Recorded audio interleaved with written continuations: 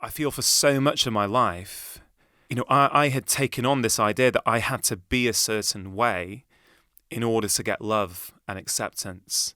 And I think many people feel that. Yeah. They feel, actually, the way I am is not good enough. So I have to be someone I'm not.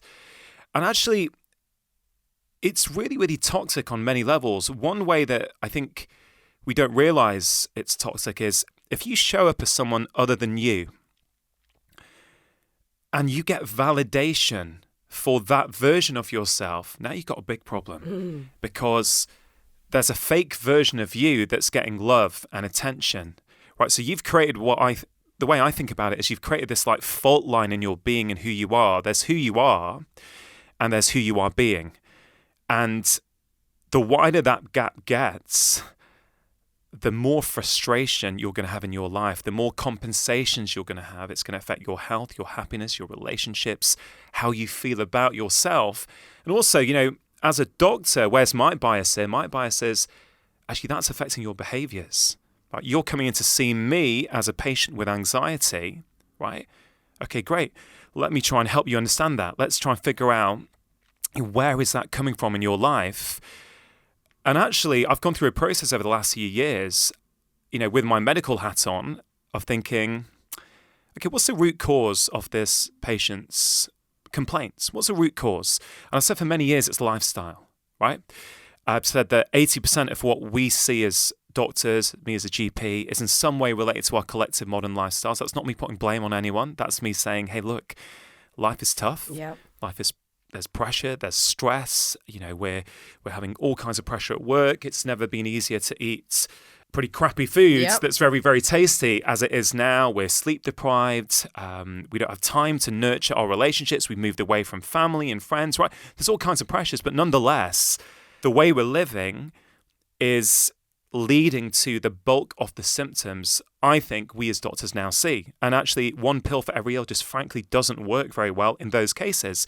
But then over the last few years, I've been thinking, okay, well, lifestyle's important, but is there something that's more important than lifestyle, right? Even more upstream in terms of a root cause? And I think there is. And I really think it is happiness and our mental well-being. So when we feel good in ourselves, when we like who we see in the mirror, when we don't allow the thoughts and the actions of other people to overly affect us, this could be tricky, right? When we get to that point, or the better we get at that, the better we feel. And then what happens when you feel better? You don't compensate for those problems or that hole you have in your heart with your behaviors, right? You don't, if you feel really good in yourself and you feel deeply happy, not kind of sugar-coated happy, deeply happy, you have less of a need to, dive into those sweets or biscuits in the afternoon. You have less of a need to drown your loneliness and your discontent with half a bottle of wine in the evening. And that's my other real frustration with the way we're going as doctors, Fearne, is that, I really feel that, even with public health messaging about things like alcohol, right? I think the reason it doesn't work is it's so dry. It's like we recommend you don't drink more than this amount of units per week. I mean, what does that mean, right? Yeah. It's factual, it's logical, but it doesn't connect with your heart. And also, the other thing it doesn't do, it doesn't help people understand, why do they have that behavior in the first place?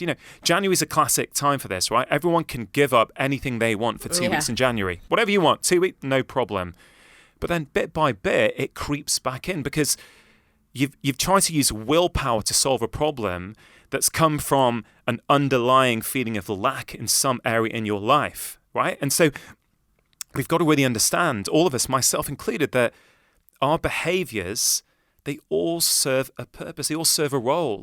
You're never going to change it. You're never going to change it in the long term unless you take a bit of time to figure out what role is this playing in my life. Yeah, and what is that root cause? Why are your actions stemming from this place, and what is it? And, you say in your new book, Happy Mind, Happy Life, that, you've seen so many patients over the years that have come to you with seemingly healthy lifestyles where they eat well, they exercise, but they have ailments, there's still ill health there.